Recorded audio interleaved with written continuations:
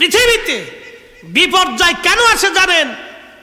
আপনি দেখেন তো, পৃথিবীর সবচেয়ে দামি শহরের নাম হচ্ছে দুবাই। ইউরোপ আমেরিকা পর্যন্ত যে শহরের কাছে ফেল, যার একটা হোটেলে একটা রাত কাটাইতে বাংলাদেশের 30 লক্ষ টাকা লাগে। আমাদের সারা জীবনের অনেকের রুটি রুজি না। এক রাত্রে ঘুমাবেন, আনন্দ ফুর্তি করবেন, 30 লক্ষ টাকা। যেই দুবাই শহরে এক রাতে 30 লক্ষ টাকা খরচ করার জন্য আমাদের মিলিনিয়র যারা আছে, কোটি কোটি হাজার কোটি টাকার মালিকরা রাত্রি যাপনের জন্য, নারী ভোগ করার জন্য ওইখানে যায়। এই বিরাট বড় শহরটাকে আল্লাহ পানি দিয়ে ডুবাই দিলেন। একসাথে বলবেন আল্লাহু আকবার। তো মালিক কে? একসাথে বলেন, বলেন বলেন কে? এই সর্বময় কর্তৃত্বের মালিক কে? বৃষ্টি দিয়ে আল্লাহ এমন ভাবে ডুবাই দিলেন যে দুবাই সরকারের কিচ্ছু করার নাই, নিরুপায় হয়ে গেল আল্লাহর কাছে। শুধু বৃষ্টি, বেশি কিছু দেন নাই, পাথর ফেলার নাই, খালি বৃষ্টি দিছে। যদি পাথর ফেলাইতেন, পূর্ব জমানার মানুষের মতো যদি, কওমের মতো যদি পাথর ফেলাইতেন, আল্লাহ কি করার ছিল এই জাতির? কিচ্ছু করার ছিল না। আল্লাহর ক্ষমতার কাছে আমরা অসহায়, কিচ্ছু করার নাই। তারপর আমরা প্রতিনিয়ত পাপ করি, প্রতিনিয়ত অন্যায় করি, প্রতিনিয়ত জুলুম করি, প্রতিনিয়ত মানুষের হক নষ্ট করি। প্রেমাদবপুরবাসী খুব মনোযোগ দিয়ে কথাগুলি শুনে যাবেন। হাজিরিন, দুবাই শহর থেকে আমার আল্লাহ পানির নিচে দিয়ে দিলেন, মরুভূমির দেশ, পানিতে ভাসায় নিয়ে যাওয়া হলো। এমন ক্ষমতার মালিক আমার আল্লাহ আমাদের উপর এরকম বিপদ চাপায় দেন। বিরাট বড় টর্নেডো আসে সমুদ্র থেকে। সমুদ্র থেকে তো টর্নেডো আসার কথা না, সমুদ্র থেকে তো বৃষ্টি আসার কথা। এত বড় তুফান কেন আসলো? বাংলাদেশে কয়েকদিন আগে মহেশখালী মাহফিলে গেলাম, মাতার বাড়ি মহেশখালী। কুতুব দিয়ে ঘুমিয়ে আছেন হজরতে মালিক শাহ রহমাতুল্লাহ আলাইহি, আল্লাহর একজন মহান ওলি ঘুমিয়ে আছেন। ওনার জীবনের বহু কারামত। সমুদ্রের দ্বীপের ভিতরে একটা স্থানে উনি থাকতেন। হাজার হাজার কারামত ওনার জীবনে। অনেক বড় জায়েদ আল্লাহর কুতুব ছিলেন। খুব মনোযোগ দিয়ে শুনে যান। 1991 ঝড়, 65 ঝড়ে লক্ষ লক্ষ মানুষ সমুদ্রের পার থেকে আল্লাহ ভাষায় নিয়ে চলে গেল। এলাকার মানুষ বলল, হুজুর এমনও গেছে ফ্যামিলির মধ্যে কেউ বাঁচা নাই, নিশ্চিহ্ন হয়ে গেল। সিডর হয়েছিল। সিডরের ওই বছর আমি মাহফিল করার জন্য ওই আপনার পটুয়াখালী জেলার গলাচিপা থানায় গিয়েছিলাম। লোকেরা বলল, হুজুর এই নদীর ভিতর দিয়ে শুধু মানুষের লাশ ভেসে যেতে দেখেছি। লাশের পর লাশ ভেসে চলে গেছে নদীর মধ্যে, দাফন করার মতো সময় হয় নাই। কি বুঝলেন? আমার মালিক যদি ইচ্ছা করেন কোনো ব্যাপারই না।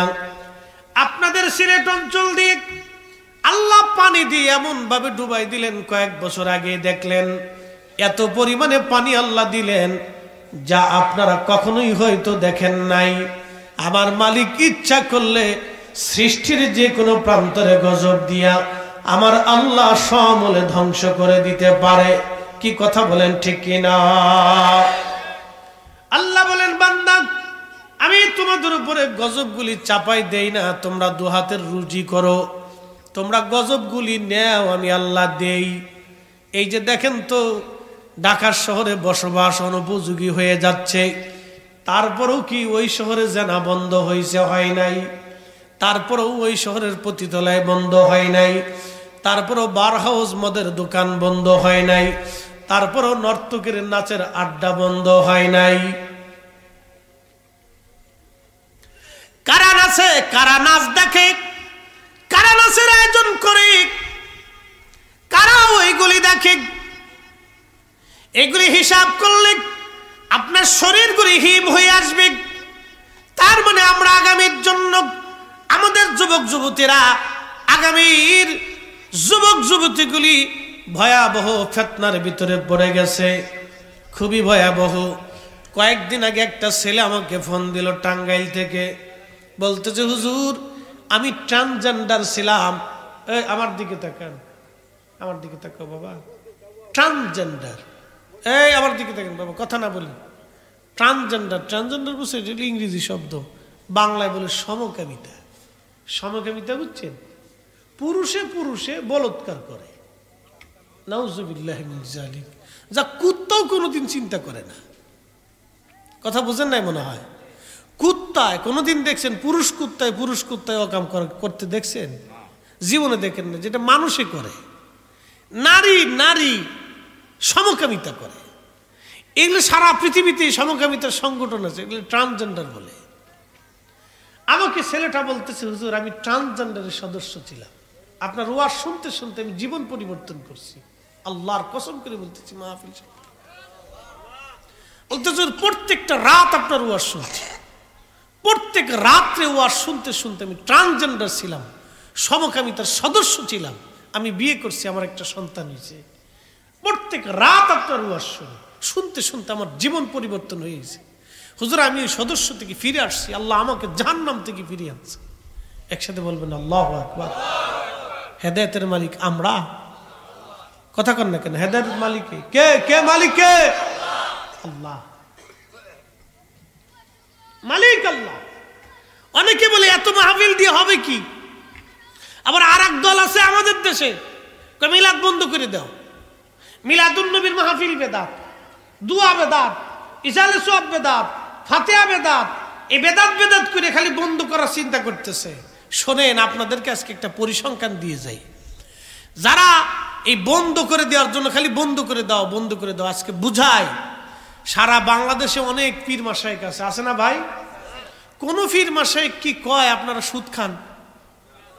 কথা কন না কেন? যেই পীরে ঘুষ খাইতে সুদ খাইতে কয় এটা কি পীর?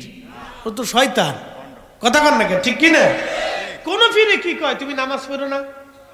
সব পীরে কয়, সব পীর মাশায়েখরা যারা ভালো, সব পীর মাশায়েখ হক্কানি যারা, তারা সবাই কয় যে তোমরা ভালো কাজ করো।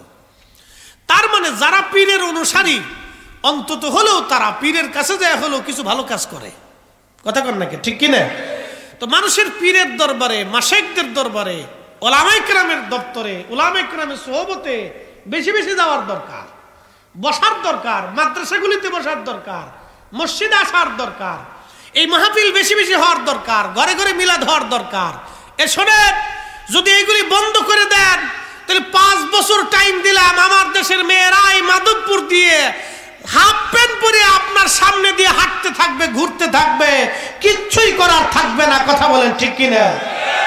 এই জন্য ঘরে ঘরে নবীর মিলাদ দরকার, ঘরে ঘরে কোরআন তেলাওয়াত দরকার, ঘরে ঘরে দুয়া ইসালে সওয়াব মাহফিল দরকার। যারা বন্ধ করতে বেদাতের ফতোয়া দিয়ে বন্ধ করতে চায়, এই সব কটা হলো শয়তানের দালাল।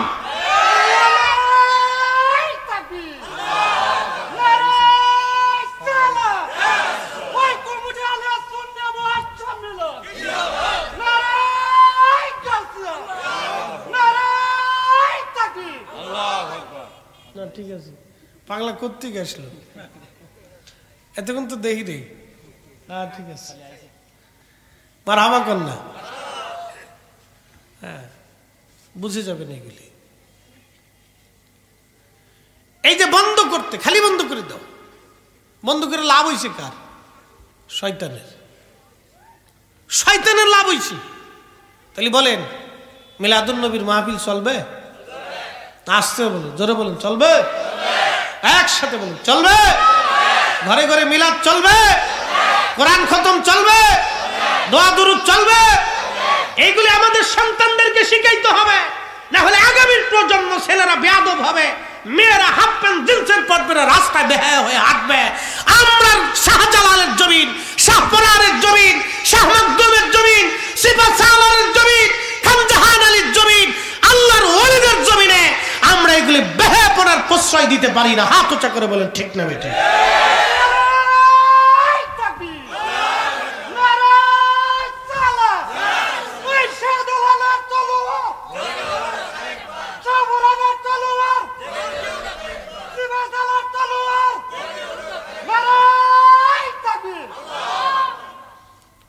এগুলি এগুলি আমাদের দেশে ভয়াবহতা সৃষ্টি হচ্ছে। আপনি যদি মাধবপুর স্টেডিয়ামে কনসার্ট দেন, দেখবেন হাজার হাজার যুবতী কনসার্ট শোনার জন্য গেছে। এগুলি আসলো কোত্থেকে? ফিরাইতে পারবেন? আপনি দেন একটা, দিয়ে দেখেন যে কত যুবতী আসে, খালি দিয়ে দেখেন। সাইজে গুজে জিন্সের প্যান্ট পরে গেঞ্জি গায়ে দিয়ে আইটে সেটিয়ে মাজার ভিতরে বেল্ট লাগে, কতগুলি আসে খালি দেখেন। কোথার থেকে আসে?